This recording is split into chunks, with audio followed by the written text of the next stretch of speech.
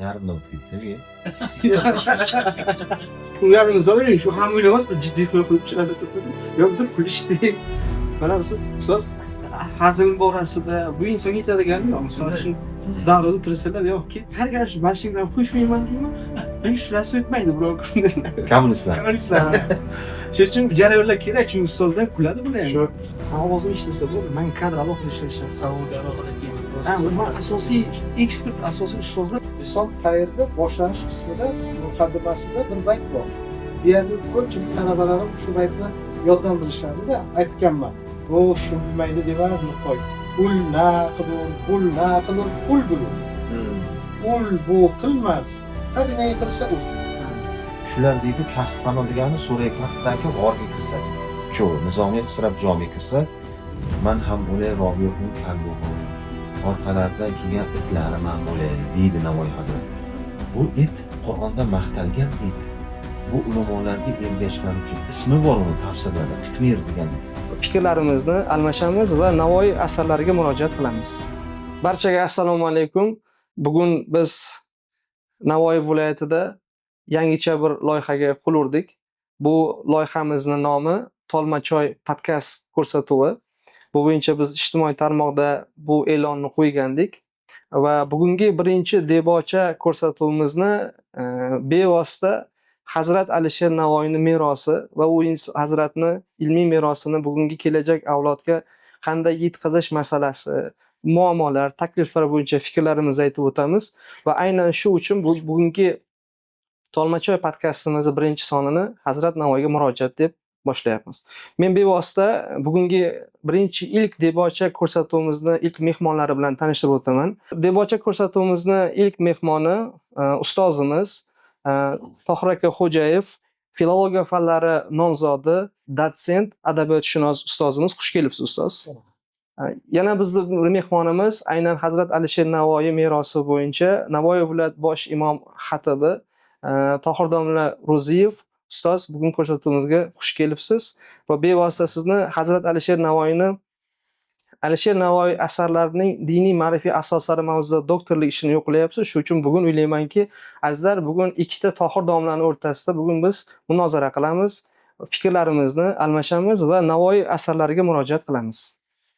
Bevosita ustozlar, birinchi savolimizni boshlaydigan bo'lsak, hammamizning xabarimiz bor, butun O'zbekistonimizda, ayniqsa navoiylar uchun bir bayram, bir shukuh bo'ldi. Aynan davlat rahbarini 2025-yil 7-fevral kuni 43-sonli qaror chiqdi. Qarorga ko'ra Hazrat Alisher Navoiyning ilmiy merosini, madaniy merosini yosh avlodga singdirish va yetkazish bo'yicha Navoiy viloyatida Navoiy yili deb e'lon qilgani bo'yicha qaror chiqdi. O'sha qaror demak biz uchun bir mas'uliyat, bir sharaf. Shuning uchun keling birinchi beriladigan bir mulohazamiz shunaqa bo'ladiki, Hazrat Navoiy yili deb e'lon qilinganligi Navoiy viloyatiga va O'zbekistonimizga nima beradi? Va bu qarorning ahamiyati qanday edi? Assalomu alaykum. Haqiqatan bu voqea katta voqea bo'ldi bizning viloyatimiz uchun, shahrimiz uchun, hatto respublikamizda ham katta bir voqea bo'ldiki, davlat rahbari ulug' shoirimizga katta ehtirom qilib, bizni shu ulug' shoir nomi bilan ataladigan yurtda 2025-yilni Navoiy yili deb atadi. Bu katta mas'uliyat, katta ishonch, katta bir xalqimiz uchun, xalqimiz ma'naviyati uchun bir ruh beradigan jarayon deb hisoblayman.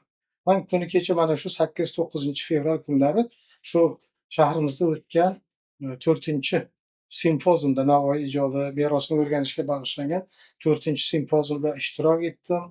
Bir shubada, ayniqsa o'sha chet ellik mehmonlar bilan bo'lgan shubada qatnashdim, ma'ruzam bilan ishtirok etdim. Bilasizmi, 20 ga yaqin davlatdan odamlar keldi. Bu Eron, Misr, Turkiya, Amerika, Ozarbayjon va Qirg'iziston, boshqa joylardan Navoiy ijodi bilan shug'ullanayotgan ko'pgina olimlarimiz keldi. Viloyatimiz bilan tanishdi, respublikamiz bilan tanishdi, ilm ahli bilan tanishdi va xalqimizga katta bir kuch, ruh bag'ishladi desam xato bo'lmaydi. Men mana shu jarayonda 3 tomlik kitoblar chiqdi, boshqasi bo'ldi. Bir ma'ruzalarni ko'rib chiqdim.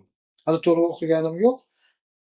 Endiki vazifalar Navoiy ijodi bo'yicha qilinadigan ishlar, boshqalarni bir chig'iriqdan o'tkazishga to'g'ri kelib qoldi. Navoiy merosini o'rganish, tadqiq etish borasidagi qilinajak ishlar rejasi belgilab berildi. Shu munosabat bilan eng katta bir ish shu Navoiy yili munosabati bilan dastur ishlab chiqildi, hukumat dasturi. Juda katta vazifalar belgilandi. Xalqimizni, viloyatimiz ahlini xursand qiladigan nihoyatda katta jihatlari bor. Eng e'tiborli jihatlarni man sanab o'tishim mumkin. Yangi qurilayotgan Navoiy City'da ulug' shoirimizni muhtasham haykali barpo etiladi. Darvozalar barpo etiladi. Navoiy asarlari ruhini beradigan manzaralar paydo qilinadi. Menimcha yo 26 yo 27-yilda Alisher Navoiy haqida film olinishi rejalashtirilgan. Navoiy davlat universitetida haligi ilmiy markaz tashkil etilishi belgilangan. Navoiy asarlarini chop ettirish, Navoiy bo'yicha tanlovlar o'tkazish. Mana shu birinchi reja amalga oshdi. Mana shu simpoziumni 8-9 fevralda o'tkazish belgilangan edi. Juda ko'tarinki ruhda o'tdi. Mana bitta jihati. Yoki oktyabr oyida yana xalqaro konferensiya aynan bizning viloyatimizda bo'ladi. Va bilasizmi, bu yerdagi belgilangan rejalar, dasturlar Navoiyni o'rganish, Navoiyni xalqimizga yaqinlashtirish, Navoiyni dunyoga yaqinlashtirish uchun katta bir sa'y-harakatni mevasi deb bilaman men. Va ishonchim komilki, Navoiyni anglayotgan, Navoiyni tushunayotgan, Navoiyga bir ehtirom, hurmat ko'rsatayotgan har bir shaxs Navoiydan nimadir o'rganadi, Navoiydan nimadir anglaydi va ana shu anglagan, tushungan fikrlarini hayotda tatbiq etadi degan bir fikrim bo'ladi. Meni ishonchim komil, bu davlat dasturi baribir hukumatimiz nazoratida ko'p ishlar amalga oshiriladi. Ko'p jihatlar, muzeylar tashkil etilishi, shoirimiz asarlari chop etilishi, chet tillarda tarjima qilinishi, ko'p narsalar belgilangan bu yerda. Agar bu ishlarimiz 30-yilgacha amalga oshirilsa, Navoiy merosini tadqiq qilib, ulkan bir ish amalga oshiriligining shohidi bo'lamiz, Xudo xolasa. Ustoz, bevosita endi sizga yuzlansak, Hazrat Navoiy ijodi va bugungi kundagi ahamiyati bo'yicha fikrlaringizni aytib o'tsangiz. Hozirgina domla aytgan masala bo'yicha ham qo'shimcha qilmoqchi edim. Savol bo'yicha bizda sof endi meniki diniy qarashlarida ko'proq asoslari, diniy ma'rifiy asoslari doktorligimiz ham nasib bo'lsa shu nuqtai nazardan yurtboshimizni Navoiy viloyatini Navoiy yili deb e'lon qilishlarini yana bir hikmati bor deb o'ylayman. Navoiy hazrati o'zlarining asarlaridan va diniy ma'rifiy asoslar bo'lgan sof e'tiqodimizdan-da bizni aqidamizda shunday gap bor. Tuzar botilni tuz olimni oti, fakayfa hozir bo'lsa bu yerda zoti. Bir ulug' olimlarni, ulug' avliyolarni nomlari aytilsa, biron joyda aytib zikr qilinsa, u kishilarning nomlari o'sha joydagi botilliklar, yomonliklar qochadi deydi. To'zib ketadi deydi. Qayerdan bilasizki deydi, o'sha ulug'larning nomi aytilganda ular o'zlari ham hozir bo'lib turgandir ruhlari degan e'tiqod bor. Chunki avliyolar Alloh taolo Qur'onda ham aytganda, ular o'lmaydilar, lekin sizlar ularni o'ldi deb o'ylaysizlar. Bu e'tiqod. Shu nuqtai nazardan aytaman-da, keyin Navoiy hazrati o'zlarini ham mahsal ishi barchasi niyatdadir. Lek anga yetmoq mashiatdadir degan gaplari bor. Mana shu Navoiy yilini qo'ysak, Navoiy viloyatiga xoslab bo'lsa ham hozir domla aytganlaridek butun respublikamizga, yurtimizga Navoiyni yaqinlashishiga bir sabab bo'lami? Ko'proq o'rganishga shu bahonada Navoiyga yaqinlashish uchun ko'proq o'rganishga sabab bo'lami? degan yaxshi niyatlari bor-da yurtboshining. Menimcha. Keyin endi lekin bunga yetmoq, Navoiy hazrat o'zlari aytganlarki, lek anga yetmoq barchasi mashiatdadir. Endi buni ko'pchilik xohlash kerak. Ko'pchilik xalq xohlash kerak shuni. Nima uchun shu yil deb e'lon qildilar? Bo'lmasa Navoiy viloyati deb nomlanadi necha yildan beri bizning viloyat. Navoiy yili deb nima aynan qo'yyaptilar? Bundan maqsad nima ko'zlangan? deb endi ko'pchilik tushunish kerak. Asarlarni o'rganish deganda asl mohiyatini o'rganish. Shu masalada juda katta ustoz aytganlaridek, buni juda katta foydasi bizning tilimizda hikmatlari bor-da buni.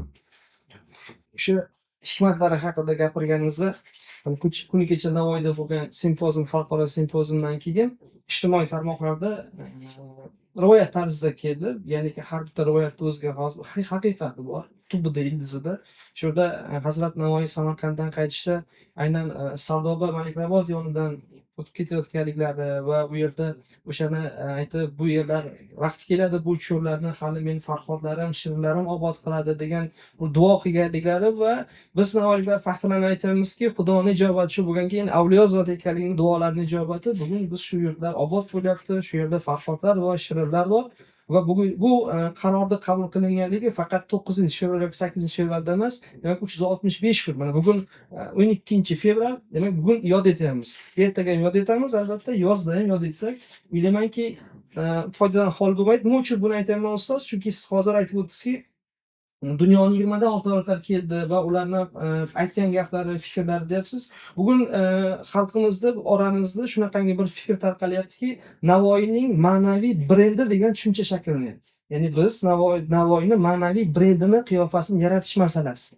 To'g'ri ma'noda yuqtirish masalasi. Mana kecha bir challenge bo'ldi Navoiy viloyatimizda, bu respublikadagi ijtimoiy tarmoqlarda, respublika televideniyasida va butun dunyoda yaxshi ma'noda shov-shuv bo'ldi. Ya'ni Navoiy viloyatidagi 11 ta tuman shahar hokimlarining Navoiy g'azallari bilan mushoira etishligi. Kerak bo'lsa, Zarafshon shahri hokimimiz Nazir Isroil 4 ta tilda Navoiy g'azallarini biyron yodlashini aytib o'tdi. Bu ham o'ziga xos Navoiyga kirishimiz va Navoiyning ma'naviy brendi. Chunki Navoiyning nomiga mos bo'lishimiz kerak. Shuning uchun men aytmoqchi bo'lgan ustoz shu simpoziumda qatnashdi. Shu yerda men aytmoqchi bo'lgan narsa o'rgandik. U yerda ko'p ustozlar bilan gaplashdingiz. Sizni hayratga solgan va siz ibrat olgan bir fikrlar bo'lsa, chunki simpozium juda katta bir ilm manbai bo'ldi. Shu fikrlaringiz kerak edi. To'g'ri, ertalab o'sha 8-fevral kuni Shirin madaniyat saroyida o'sha simpoziumning ochilishi bo'ldi. 20 ga yaqin chet davlatdan kelgan olimlar bilan birgalikda respublikamizning eng taniqli olimlari, navoiyshunoslari ham shu simpoziumda ishtirok etishdi. Tushdan keyin biz shu'balarga bo'linib ma'lum bir masalalar bo'yicha fikr yuritdik. Men o'zim ishtirok etgan o'sha birinchi shu'bada asosan chet ellik olimlar, Turkiya olimlari, o'sha Abdurahmon Go'zal yoki eronlik olimlar, ozarbayjonlik olimlar, boshqalari. Men ularni fikrlariga, men fors tilida ham ularni tushundik. Eronlik 2-3 ta olimimiz fors tilida Navoiy merosi haqida gapirdi. Birlari men gaplashdim, Mashhaddan kelgan ekanlar, ikkinchilari Erondan kelgan ekanlar. Va ozarbayjonlik olimimiz bilan ularni hayratga solgan narsa birinchi o'rinda Navoiyga ko'rsatilgan ehtiromning yuksakligi. Eng katta bir hukumat darajasida ulug' shoirimizga ko'rsatilgan ehtiromni ularni yuzidan, ko'zidan, e'tiboridan angladim, his qildim. Ikkinchi bir jihati ularni asarlarida Navoiyni o'rganilmagan jihatlari boshqalariga bizni e'tiborimizni qaratishga harakat qilishdi. Navoiyni Devon Foniysidagi o'sha g'azallar, boshqalar yoki o'sha Turkiya olimi asosan oldin biz bilardik Navoiy bilan nizomiy ta'siri masalalari. Bu kishi keyingi olimlarning o'zaro ta'siri, Navoiyning ularga ta'siri masalalariga to'xtalib o'tdi.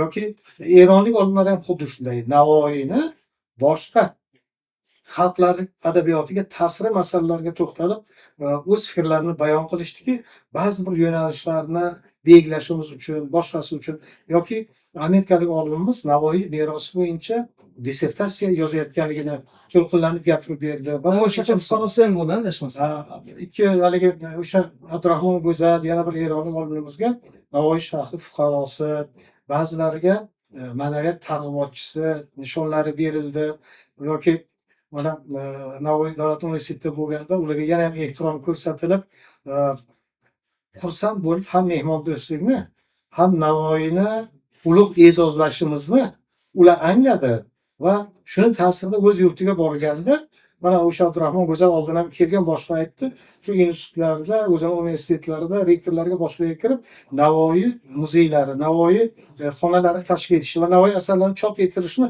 tavsiya etgan. Bu yoqdan olganlarni ularga ham yetkazayotganliklarini va eronlik olimlar ham aynan qilinajak o'sha yurtiga borib qilinadigan ishlari, oliy o'quv talabalariga Navoiy haqida fikrlarni, yangicha bir talqinlarni berishni maqsad qilganliklarini namoyon etdilar. Men bulardan juda xursand bo'ldim.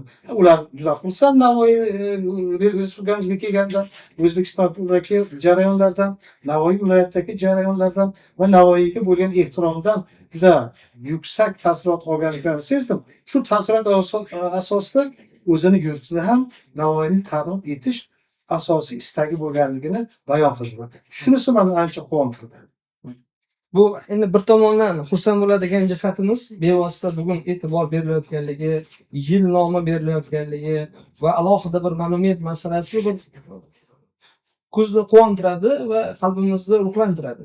Endi lekin ustoz bir adabiyotchi sifatida bu Hazrat Navoiyni ijodi bo'yicha shuncha yil mehnat qilgan inson sifatida siz ustoz doktorlik ishi o'qilyapsiz va men bilaman ko'pchilik masjidlarda juma mavzusi musulmon idorasi tomonidan tasdiqlab berilgandan keyin o'sha mavzu bo'yicha qilinadi. Men shaxsan studentlik talabalik paytimda guvoh bo'lganman. Masjidlarda doimiy garchi ma'ruzada bo'lmasa-da Hazrat Navoiydan bir shingil ibratli hikoyalar yoki misol uchun misrlarni aytib o'tish, misol uchun rahmatli Anvarxon Tursunov, Toshkent shahar bosh imom xotib bor edi shu ustoz. Hazrat Navoiyda juda ko'p har mavzuda bo'lardi. Mana bugun o'zimizda Alisher Navoiy masjidi, endi bundan bir misol borda, e'tibor bering. Navoiy viloyati, Navoiy shahri, Alisher Navoiy jome masjidi imom xatibi Alisher Navoiy ijodining diniy ma'rifiy sohasida doktorlik ishi o'qilyapsiz. Ya'ni sizni masjidingizda har doim Navoiy viloyatida har doim Hazrat Navoiyda ikki misra bor.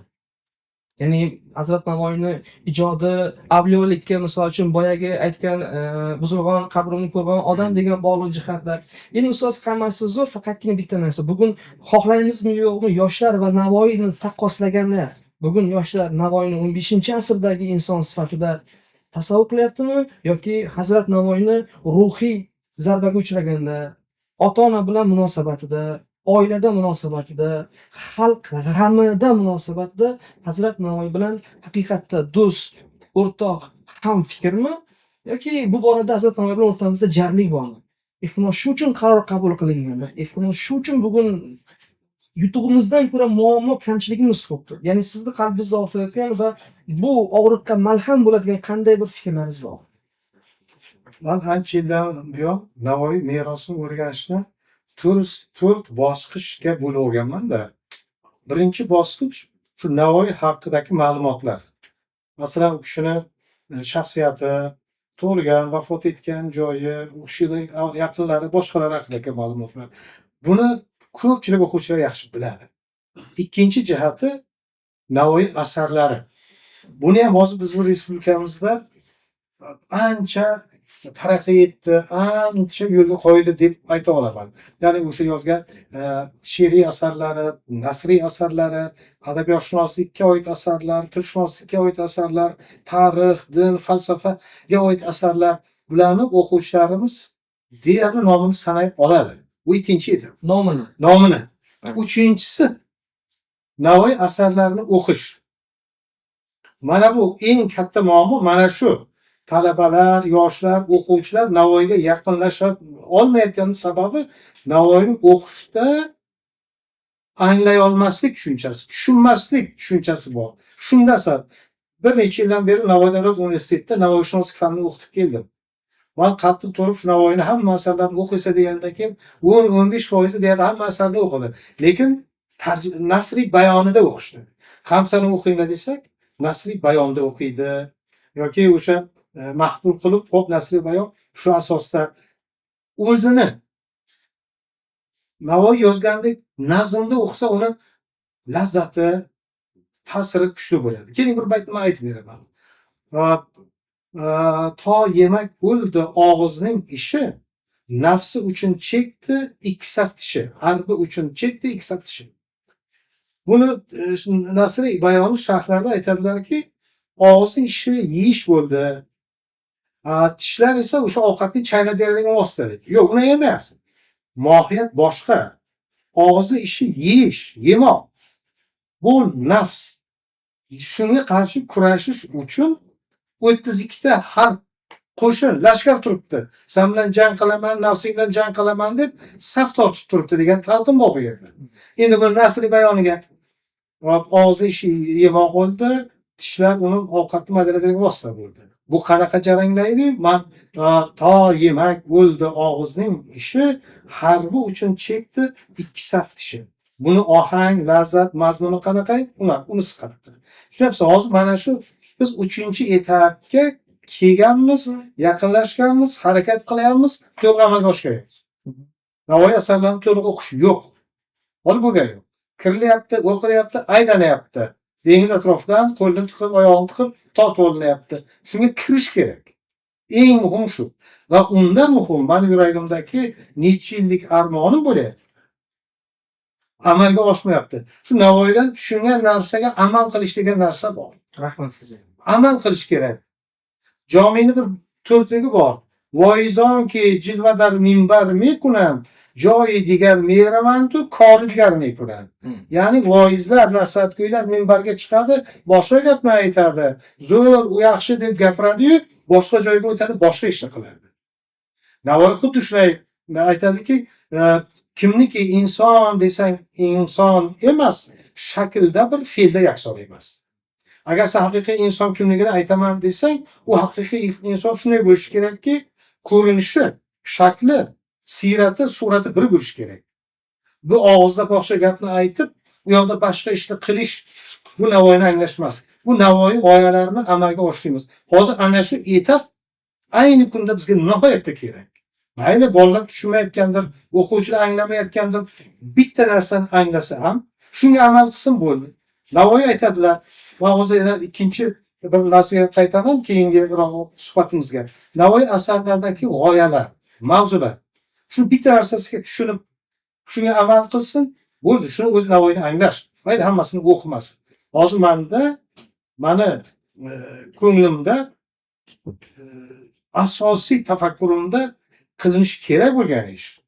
Hamma amal qilish kerak bo'lgan ish. Navoiyni o'qigan ham, o'qimagan ham eng yomoni Navoiyni o'qimay turib Navoiy haqida gapirish. Buni unutmang. Navoiyni oldin o'qi, bir nimasini angla, keyin gapir. Yo'q, bu ommalashib ketyapti. Navoiyni o'qishmaydi, Navoiy undoq, Navoiy bundoq. Bu bilan Navoiyni anglash bo'lmaydi. Navoiyni anglagan odamda, Navoiyni tushungan odamda ko'p narsalar boshqacha bo'ladi. Nafsini tiyadi, tamadan qochadi, yolg'onchilikdan qochadi. Hop, boshqalarga zulm qilishdan qochadi. Insonga yomonlik qilishdan qochadi. Yomonlik qilmaydi. Mana bunday bir gaplar bor. Ana shuni agar amal qila boshlasak, bu Navoiyni anglashni, Navoiyni tushunishni, Navoiy g'oyalarini amalga oshirishning bir vositasi. Shunga kuch berish kerak. Ya'ni komil inson. Yashang, komil inson, boshqasi kim bo'ladi, o'quvchimi, boshqa soha kishilarimi Navoiydagi g'oyalarni anglasa, hozir bitta ikkitasini birpasdan keyin sharhlab beraman. Shu eng zarurlari. Tushunarli ustoz. Ustoz sizga bir yuzlansak, aynan shu masala bo'yicha fikringiz, Navoiyni ota-ona, oila qanday murojaat qilsak bo'ladi Hazrat Navoiyga? Hozir domla aytgan masala bo'yicha shu nazmiy usullarni ko'proq o'rganishga harakat qilyapman-da. Ma'rifiy asoslari-ku. Navoiy Hazratning ma'rifiy asoslari meni o'rganishim bo'yicha hozir Qur'on va payg'ambarimizning hadislari ham juda katta qismini tashkil qiladi. Navoiyning ma'rifiy asoslari, qarashlaridagi.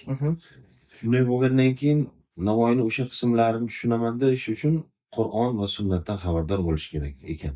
Nihoyatda juda ko'p misol keltirish mumkin, juda ko'p. Mana hozir ota-ona mavzusida birisin oy angla, birisin quyosh. Tuni kuning aylagali nur fosh. Otani quyoshga, onani oyga o'xshatyaptilar. Qaydan oladilar shuni? Bir boshni fido qilg'in ota boshiga, jismni qil sadqa ona qoshiga deb boshlanadi. Arba'in hadis. Arba'in hadis o'zi nimaga? Arba'in 40 hadis degan. Payg'ambarimiz alayhisalom kim mendan 40 ta hadis eshitib boshqalarga shu hadisimni o'rgata bilsa, jannatda men bilan birga bo'ladi. U faqat payg'ambar bo'lmaydi xolos degan. Shunga yuzlab arba'inlar bor. Mana Imom Navaviyniki, boshqa katta-katta ulamolarniki. Navoiy Hazrat ham arba'in kitobini yozgan.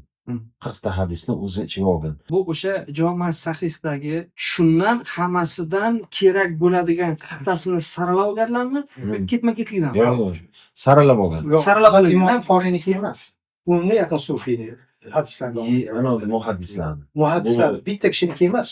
Arba'in hadis 100 xil bo'lsa, hozir 100 ta bo'lsa, 100 ta ulamoniki bo'lsa, 100 tovida 100 ta 40 ta hadis tanlangan. Ha, man Hammasilik bir xil emas. bir xil emas. Va shuni hozir Xohlagan, o'zlaridan xohlagan. demak u 7075 dan emas, u 40 mingdan. Kishidan kamroq olingan, boshqalardan ham olingan Ha. hadis. Aynan shu. Chunki Qur'onda sura Yusuf bor.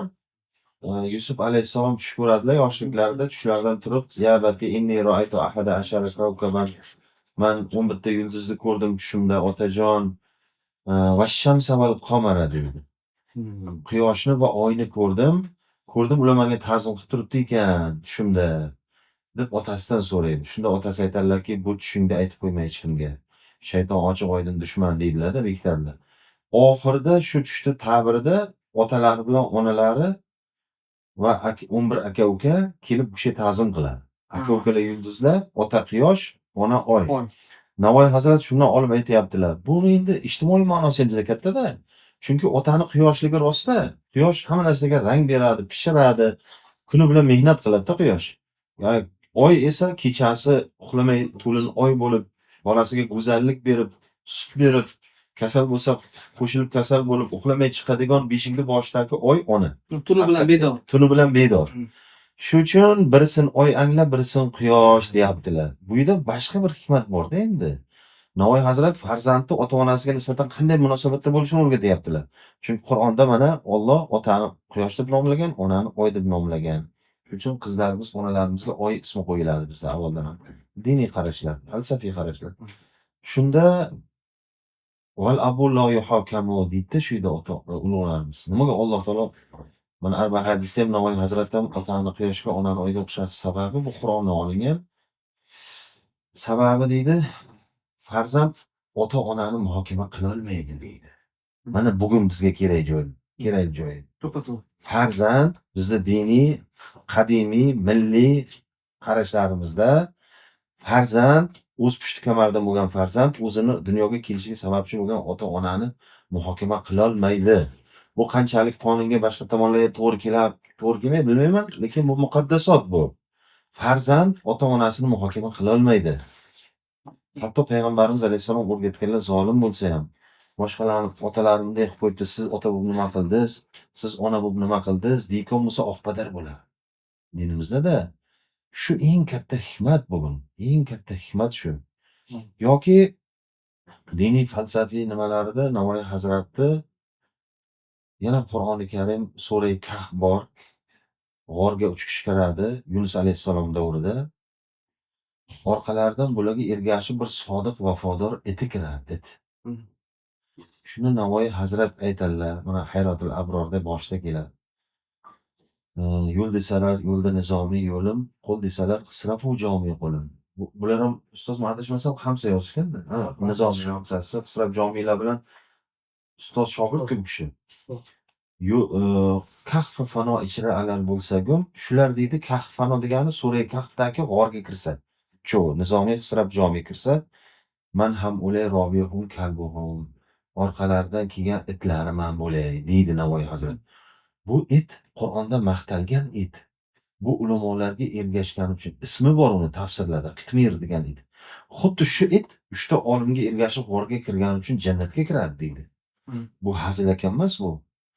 Bu hazrat Navoiy aytmoqchi bo'lyaptilarki, sen bu dunyoda odamman deb yashab, olimlarni hurmat qilmasdan, ustozlarni hurmat qilmasdan, ularga ergashmasdan beadab bo'lib yurganingdan ko'ra, it bo'lib olimlarning orqasiga ergashganing yaxshi edi degan katta bir ma'naviy ta'sirlari turibdi-da Navoiy hazratni. Buni hammasini Qur'on va sunnatdan olganda etkim yana fiqhiy masalalar deb aytadilar. Etkim tahammul bular uchun topdi kamol. It o'zi oddiy it. Itni og'zida tishlab kelgan narsasi haromda. Lekin mana ovchini iti, ovchi bir narsani otganda, ovchini iti olib kelsa o'sha halol. Navoiy hazrat shuni aytadi. Nima uchun deydi? Hamma it bir itu deydi. Nimaga ovchini iti og'zida tishlab kelgani halol bo'ldi? Shariat shuni halol qildi. Fiqhda bor-da shu. O'sha itni tishlab kelgan, bo'lmasa boshqa oddiy it kosaga idishga tegib ketsa 7 marta qatron qilib yuvish kerak deydi. Shariatimizda. Yuvib quritib. Ovchini itichi Navoiy hazrat aytadi. Etkim tahammul birlar uchun topdi kamol. Aning uchun Said og'zingda o'ldi halol. Uni og'zida halol bo'lgan o'lja sababi ana it o'rgatilgan it edi deydi. Egasi o'tirsa o'tiradi, tursa turardi deydi. Mana bu ilmli odam ilmli itni hatto og'zi halol bo'ladi deydi. Qancha mikrobga to'ylayotgan bo'lsa ham halol qildi. Alloh shuni halol qildi deydi. Keyin aytadilar davomida, agar o'sha it deydi ovchi o'ljani otganda agar o'rgatilmagan itlarga qo'shilib chopib ketsa, bor. O'ljani olib kelish uchun bunga ergashib o'rgatilmagan itlar ham birga ketsa, keyin olib kelsa, lekin shu o'rgatilgan itni og'zida kelsa ham ov deydi, o'lja deydi, baribir harom deydi. Nima bu? Endi nima o'zgardi desa, bu o'rgatilgan it deydi. O'rgatilmagan, aytganini qilmaydigan itlar bilan qo'shilib chopdi deydi. Inson hatto it misolida ko'rsatishi Navoiy Hazrati birinchidan ulamolarga, ustozlarga ergashish kerak.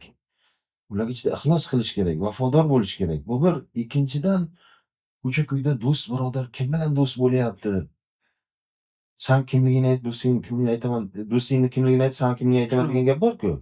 Shuni isbotlab beryaptilarki, o'zing ming yaxshi bo'lsang ham yomonlarga qo'shilib qolsang, san ham yomon bo'lib ketasan.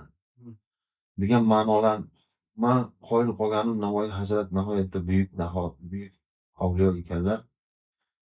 Shu Qur'on boyagonlar aytdilar-ku ustoz.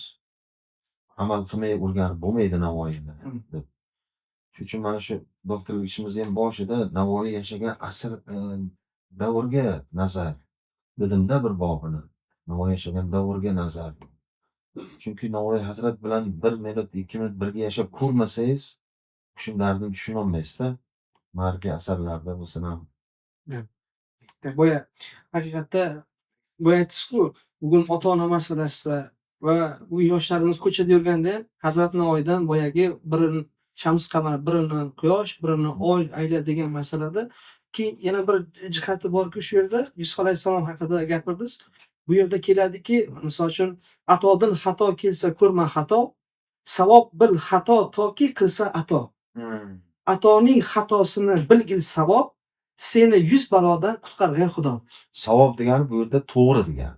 To'g'rimi? Sot bilan yoziladi-da. Otani xatosi ham to'g'ri.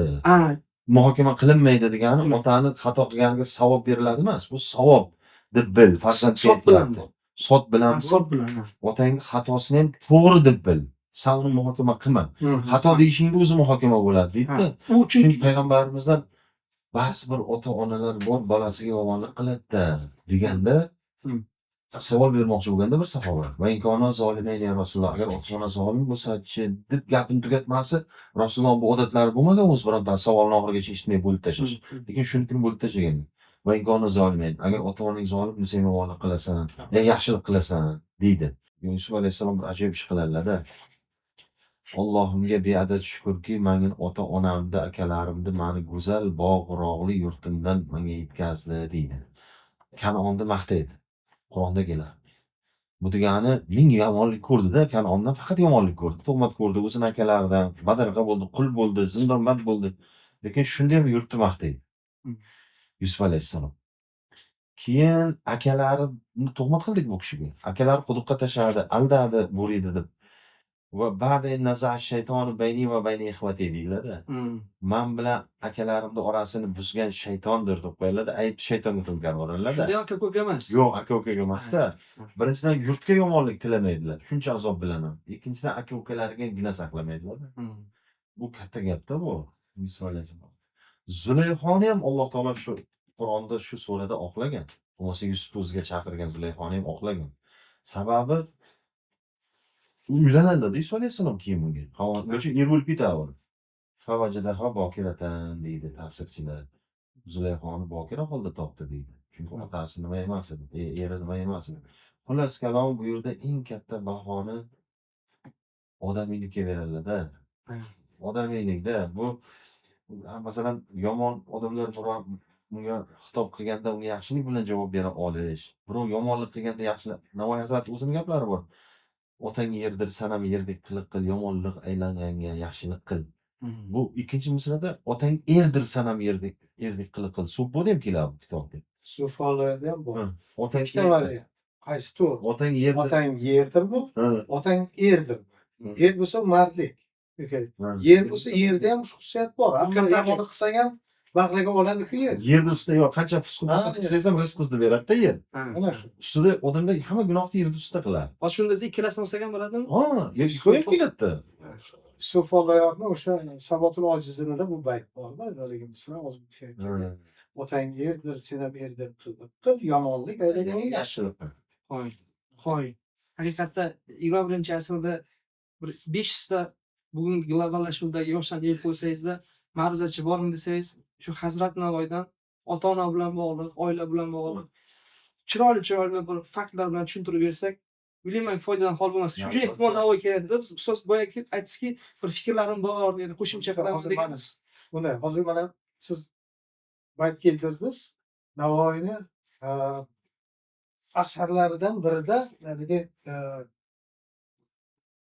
endi nasriy asarlar bor, boshqa asarlari bor, shu epostolar asarlari bor, xatlardan iborat asar bo'ladi. Shunda Ahmad Yunakiyni bayti mana bu to'rt qatorga o'qidingiz-ku. Atodin kelsa xato, ko'rma xato degan to'rtlik bu Ahmad Yunakiyniki. Bu xatda Husayn Bayqaro bilan Badiiy zamoni biroz munosabati buzilgan paytda Navoiy bir xatlarida xat yozadilar, shu baytni keltiradilar. Otadan xato kelsa ham xato ko'rmasan, otang ulug' inson deb. Navoiy ikki kishini unutmaslik kerak. Ikki joyda ham Mahmud Qulubda ham bu xatlarida ota rozi, Tangri rozi, ustoz rozi, Tangri rozi degan gapni aytadi. Otangni rozi qilsang, Alloh sendan rozi bo'ladi. Ustozingni rozi qilsang, Alloh sendan rozi bo'ladi.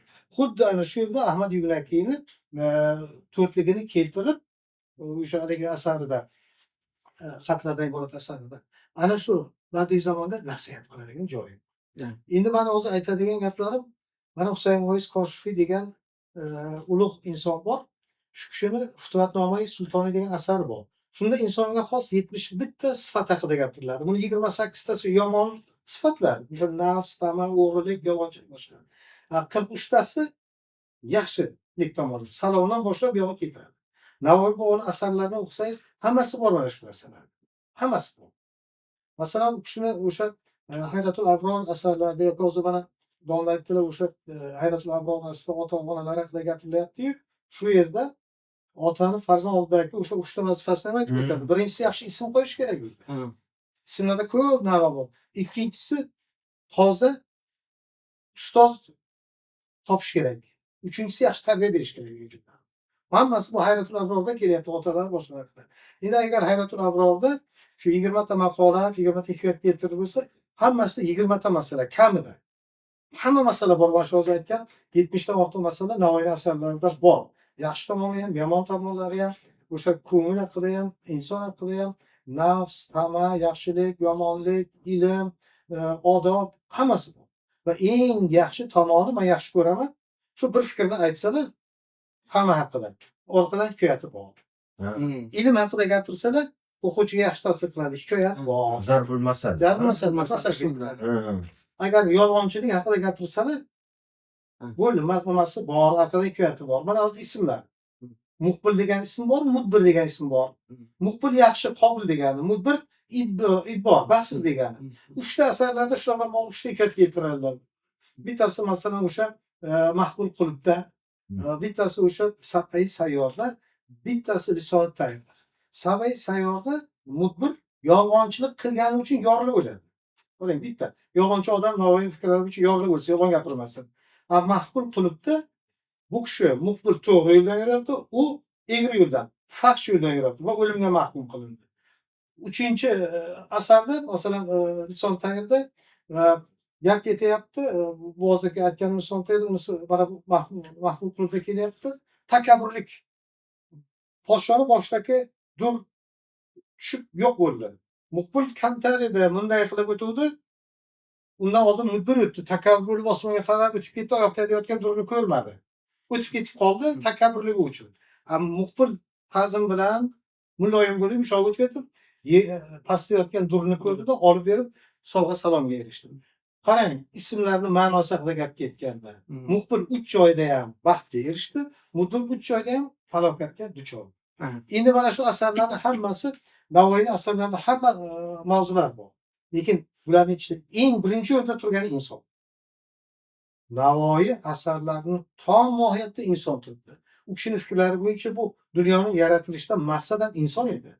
Bu hamma narsa shu inson uchun deydi va insonni agar Navoiy asarlarini o'qisak, odam, kishi, bashar, xalq, ulus, odamiy, odamzod, bashariyat degan ko'p narsa. Odamiydan odamiysi degan tushuncha bor.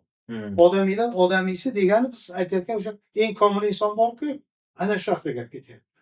Va shu odam, inson, insoniylik haqidagi gaplarini Navoiyni eng gultoji hammamiz biladigan o'sha bayt bor. Odamiy ersang demagin odamiy, oning kim yo'q, xalq g'amidin g'amid.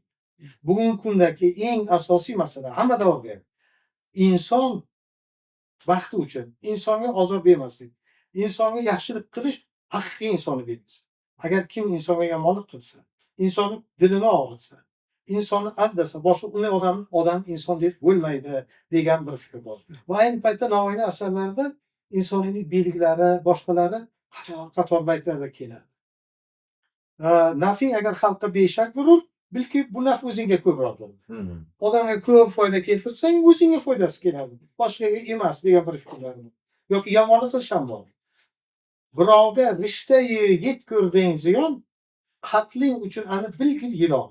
Rishta bu maydagina ipday narsa. Agar birovga shu rishtacha ozor yetkirsang, rishtani endi ikkinchi tomoni bor. Rishta o'zib ketadi, ilonga aylanadi. O'zing. Agar rishtacha kamgina yomonlik qilsang birovga, u senga ilon bo'lib qaytadi. Qarang, qanaqa bir fikrlar ketyapti bu yerda. Agar Navoiyning baytlarini tahlillaydigan bo'lsa, yoki birovkim tama birovdan qilsa, aning bilan bo'g'zidan osilmas. Birovkim rishtai tama qilsa, aning bilan bo'g'zidan osilmas. Rishta kichik ip, birovdan ozgina birasi tama qilsang, olsang, shu ip dorga aylanadi. Bir kun juda to'g'ri katta bir fikrlar ketyapti bu yerda. Hammasini agar tahlil qiladigan bo'lsak, Navoiy dahosiga qoyil qolmasdan hech iloji yo'q. Birovga keyin birovdan 7 ofat, hamona kim qattiqroqdir mukofot. Agar birovdan birovga ozor yetsa, yomonlik yetsa mukofot, bu mukofot biz o'ylagan mukofot emas, u jazo. Birovga kim birovdan 7 ofat, ya'ni birovdan yomonlik yetsa, ziyon yetsa, uni jazosi qattiq bo'ladi. Bu jazo aniq bo'ladi degan gaplar. Ana shu inson masalalari ham Navoiy asarlarida yoki boshqa masalalar ham bor, balki yana uni ham to'xtalib o'tadi. Boya ustoz shu misrlarni sharhladingizlar. Ehtimol bugun ism haqida gapirdingiz-ku, misol uchun 3 ta asosiy ota-onalar vazifasidan ism, chiroyli ism, chiroyli tarbiya, uylantirish yoki turmushga berish masalasi boshqa. Bugun Hazrat Navoiyni his qilishda ism ham juda katta ahamiyatga egada. Ya'ni bugun biz targ'ibotda har doim aytamizki, mana masalan bizda O'zbekistonda Amir Temurning haykali deganda, bilasiz, bir xil qiyofada Amir Temur bor. Amir Temurning yoshligi yo'q, 16 yosh, 15 yoshligi yo'q, o'smirligi yo'q. Faqat o'sha viqorli, o'sha holatdagi bir inson shakllangan. Bu biz bunga kelishganmiz, tamam, boshqa gap bo'lishi mumkin emas. Hazrat Navoiy masalasida mana Mir Alisher Navoiy deymiz, Alisher Navoiy deymiz, Navoiy bobo deymiz, Hazrat Navoiy deymiz-da. Lekin bugun Navoiyni ismidan boshlanadi hammasi talqin qilishda. Afsuski biz masalan Alish deb masalan mazah qilishdi. Alish deb mazah qilishdi va boshqa qilishdi. Shunaqa paytda odam o'ylab qoladi-da, ehtimol shu qatlamga Alisher Navoiyni misrasini tushuntirishda, ya'ni aytyapsiz-ku, birinchi misra keladi, keyin zabr masal keladi. Ya'ni targ'ibotning ikki xil usuli. Agar uni tushunmasa, mana misol uchun Arba'inda ham misol uchun, Arba'in arabcha hadis aytiladi, avom xalq tushunmaganligi uchun onalar oyog'i ostida bir Ravzai Jannat jinon bog'i, shunga o'xshagan. Xuddi shunga o'xshagan bugun talqin qilishda biz Hazrat Navoiy asarlarini yana qanday usulda targ'ib qilsak, bugun yoshlarimiz Navoiyni to'g'ri tushunadi va Hazrat Navoiy zax bir joyda hassani tutib to'rt qator misra she'r yozgan shunchaki shoir emas deb o'ylaydi.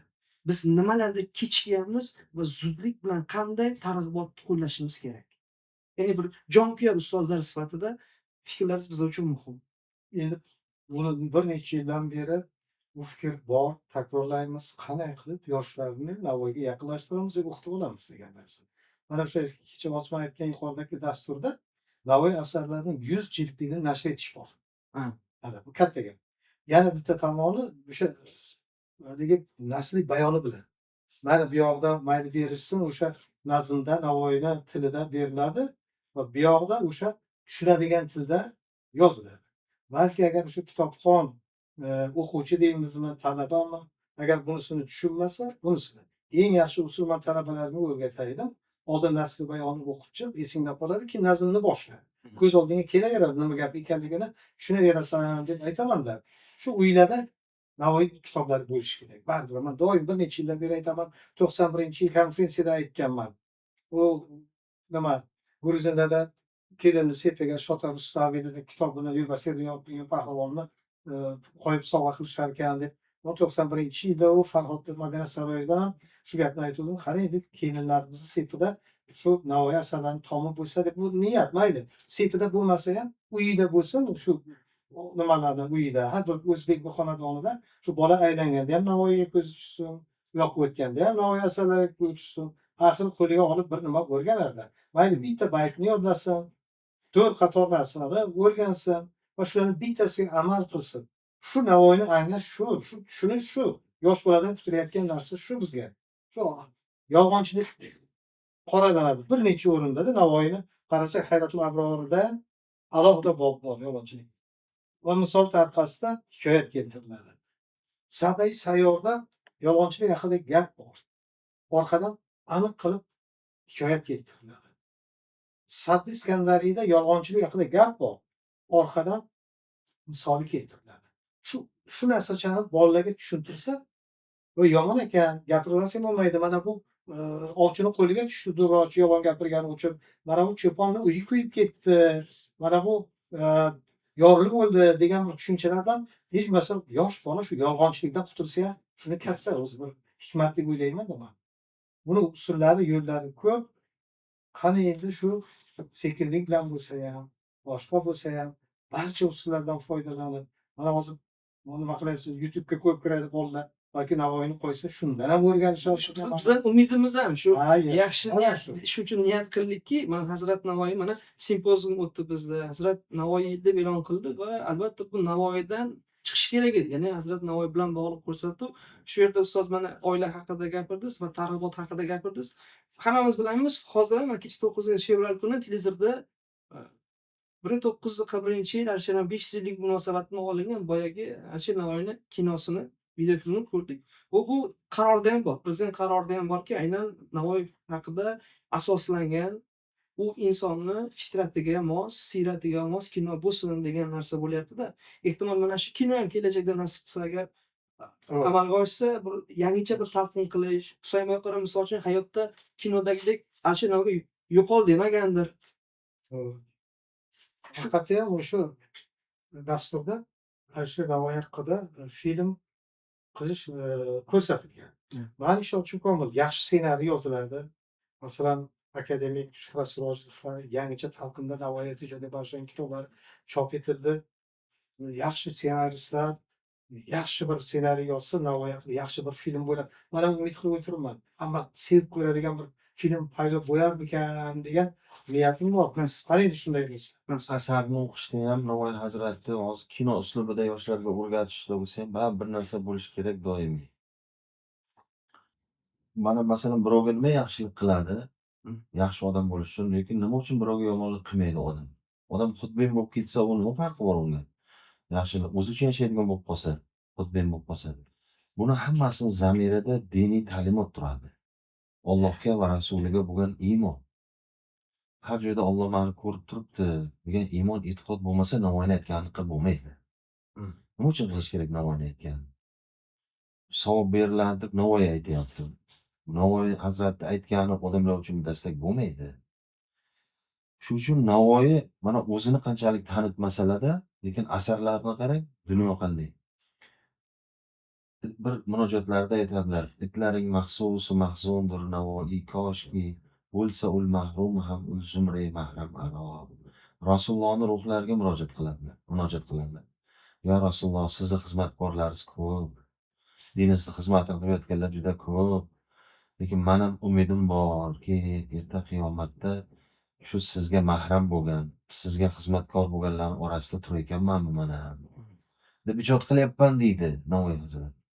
Buni arba'in hadislarni bekorga yozmaydi. Shuning uchun diniy nuqtai nazardan ham e'tiborga olib, iymon nuqtai nazaridan Allohga iymon, payg'ambariga iymon, u kishini hadislariga iymon, Qur'on oyatlariga iymon degan nuqtai nazardan ham kelmasa Navoiyni vaqti to'liq o'rganib bo'lmaydi. Masalan, Farhod va Shirin Xoyrun nas va yanfa'un nas hadisini sharhi.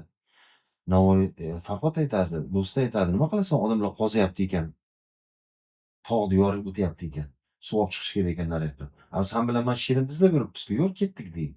Nima shu odamlar qozib yursin o'zi deydi.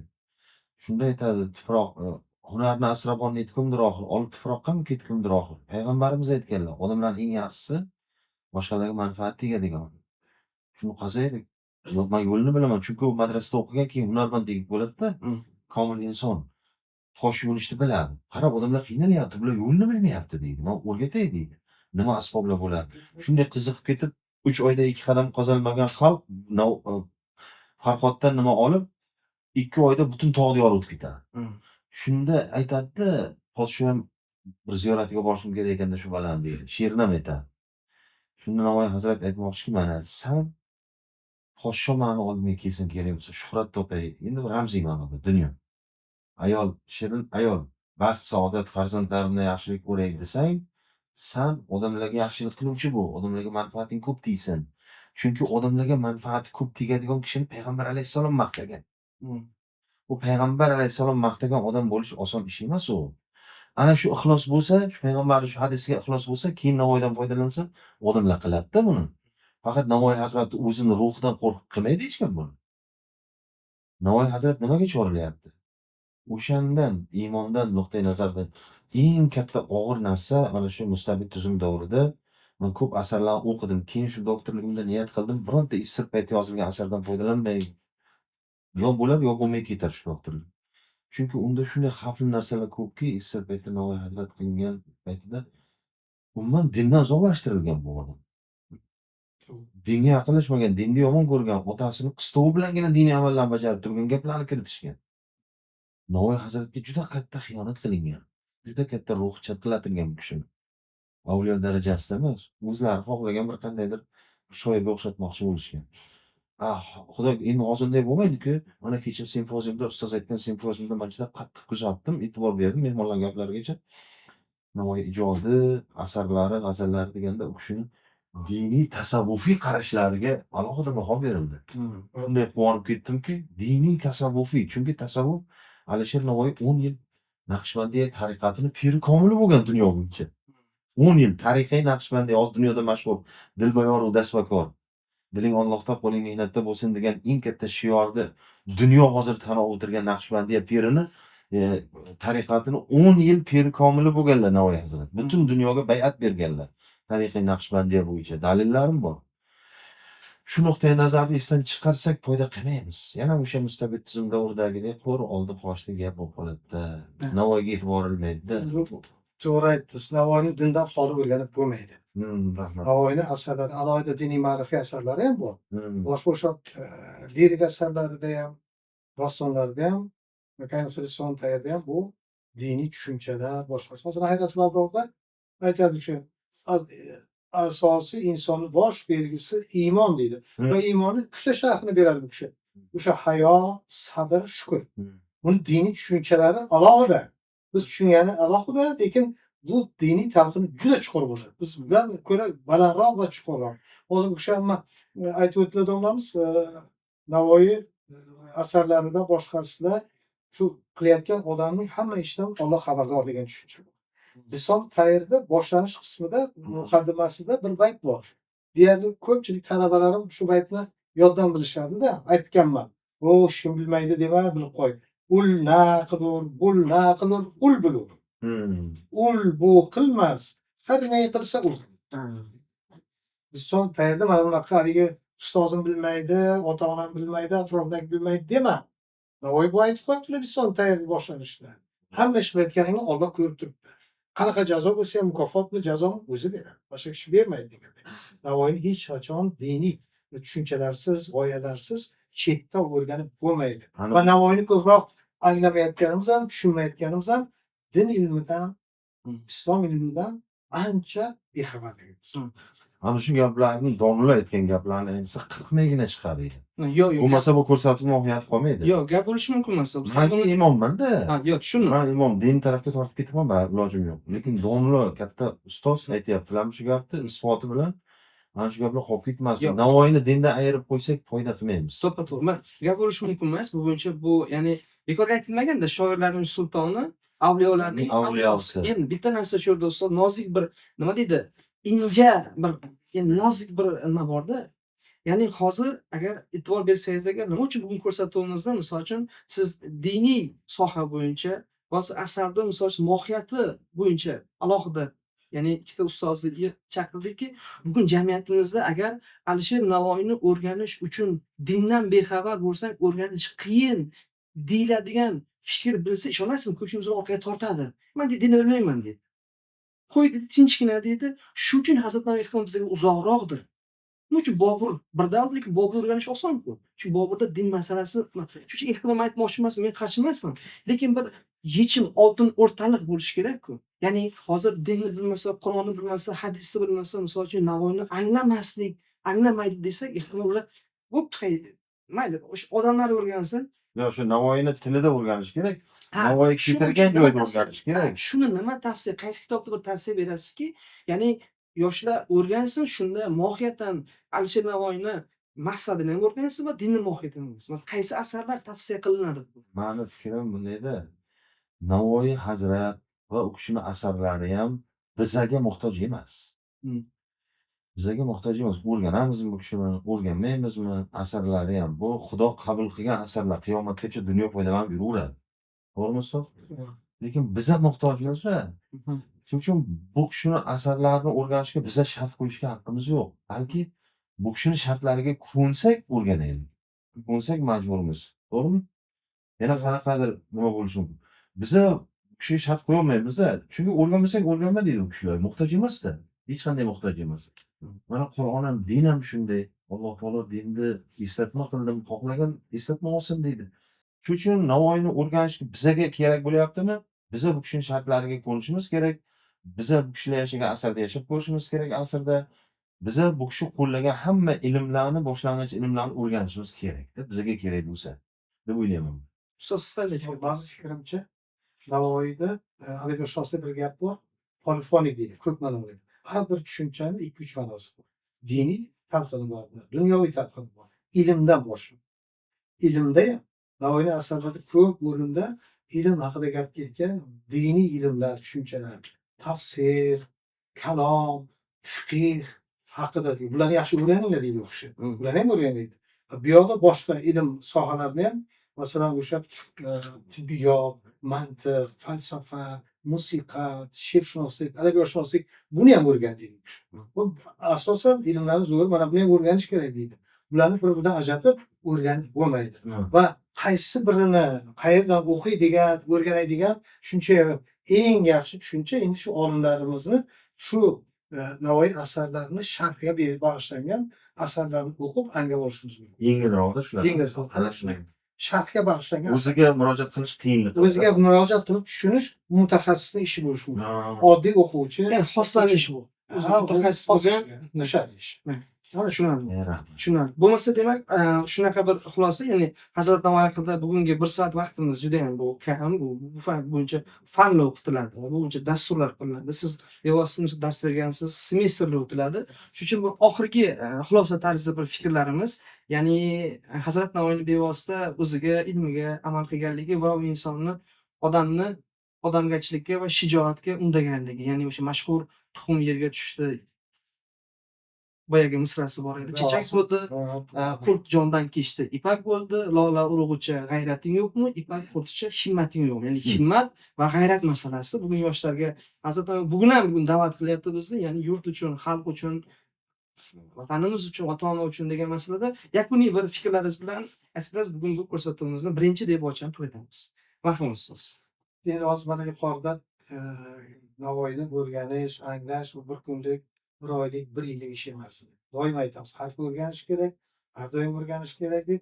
Mana viloyatimiz hokimimiz kecha shu yig'ilishda bir yaxshi gapni aytdilar. Simpoziumni, Navoiyga bag'ishlangan simpoziumni bizning viloyatda o'tkazishmaylik har yil. Har yili. Har yili. Ha. Taklifni berdim. Bu katta taklif shu simpozium o'zi bilan birga olimlarni olib keladi, ilmni olib keladi, ruhni olib keladi va bir yil davomida mana bu Navoiy yili bo'lgani uchun maktablar kechadagi ma'naviyat ma'rifat respublikaning haligi boshlig'i gapirib o'tdi va nechta maktab borligi, necha bolalar bog'chasi, olov ko'klari borligi va shular hamma joyda Navoiy o'rganilayotganligi. Mayli shu maktablarda bir kecha tadbir bo'lar, she'r aytishar, g'azal o'rganishlarki, shu ham Navoiyni anglashga bir yo'l ochadi, Navoiy merosini ahamiyatini, yoshlarimizga zaruriyatini ko'rsatib o'tadi. Hech bo'lmasa ilk qadam ilk qadam. anglash uchun, o'sha davrga tushish uchun. Ustoz, marhamat, sizda qanaqa yakuniy eng so'zimni boshida aytdimki, Navoiy hazrati o'zining gaplari, mahsal ishi barchasi niyatdadir. Chunki biz hozir mana shu ko'rsatuvdan ham, boshqadan ham ustoz aytgan bu simpoziumlardan ham hokim bo'lgan gaplar. Avvalo yurtboshimiz nomlab berishdan ham niyat yaxshida eng asosiysi. Ha. Niyat yaxshi bo'lgandan keyin mahsulot yaxshi bo'ladi. Shu Navoiy hazrat o'zlari aytganlar. Valik anga yetmoq mashiatdadir. Lekin ana shu maqsad qilingan narsaga quruq niyat qilishni o'zi ham kifoya qilmaydi-da deydilar u kishi. Endi shunga yetish uchun ko'proq harakat qilinglar deydilar. Mana shu harakatni boshlanish deb o'ylayman bu. Qolaversa buni yurtboshimiz boshlab ketdilar, boshlab berib ketdilar. Yana ham hokim aytgandek davom etaversa, har safar gaplashilganda bitta bo'lsa ham foyda oladi-ku. To'g'rimi? To'g'ri. Va bular nomi aytilib bo'lishi ham o'zi baraka yog'diraveradi. O'zlarining gaplari bu. Ulug'larning nomlari aytilaversa, Allohning rahmati yog'ilaveradi. Tushunaman. Ilm majlisi jannat suhbatlariga o'xshatiladi ekan.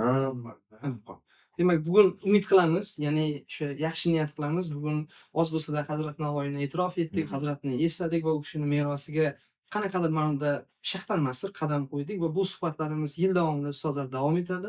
Bugungi birinchi podkast ko'rsatuvimizga yo'q demasdan kelganlaringiz uchun, shu Hazrat Navoiyning merosini misqolcha bo'lsa singdirishga harakat qilaman deganlar uchun hammangizga katta rahmat. Suhbatimizdan rozi bo'ling va bugun biz ko'rsatuvimizni keyingi ko'rsatuvda nasib siz bilan ko'rishamiz. Yaxshida ko'rishaylik ustoz. Rahmat. Xush kelibsiz. Assalomu alaykum. Rahmat. Rahmat.